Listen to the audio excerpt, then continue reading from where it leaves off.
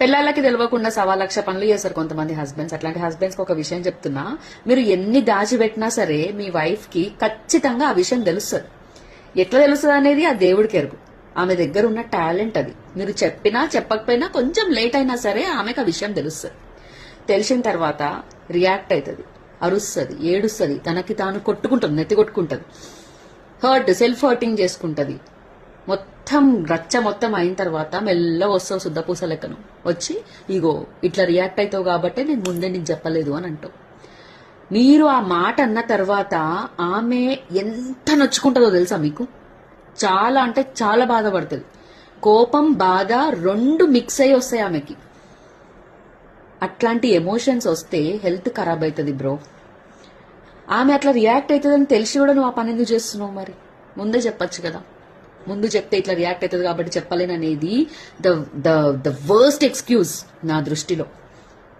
ఆమె అట్లా రియాక్ట్ అవుతుంది అన్నప్పుడు నువ్వు ఆ పని చెయ్యకు. ఆమె అట్లా రియాక్ట్ అయినా సరే నువ్వు ఆ పని చేయాల్సి వస్తే ఆమెకి నచ్చజెప్పు, ఎక్స్ప్లెయిన్ చేయి. ఆమె ఏం చిన్నపిల్ల కాదు కదా. నిజంగా నువ్వు ఏదైనా పని చేస్తే దానివల్ల యూజ్ ఉంది, అది యూస్ఫుల్ థింగ్, యూస్ఫుల్ వర్క్ అని ఉంటే ఆమె ఎందుకు అట్లా రియాక్ట్ అవుతుంది? చేసేవన్నీ నంగనాచి పనులు మీరు మళ్ళీ వైఫ్ కి చెప్పరు.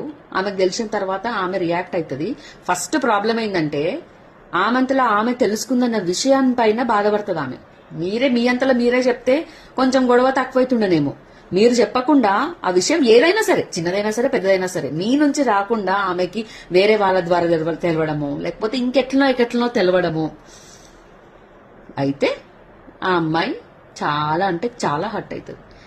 సగం హెల్త్ ఇష్యూస్ చాలా మంది ఆడవాళ్ళకి హస్బెండ్స్ వల్లనే వస్తున్నాయి. ఇట్లాంటి నంగనచ్చి పనులు చేసే హస్బెండ్స్ వల్లనే వైఫ్స్ హెల్త్ ఖరాబ్ అవుతుంది.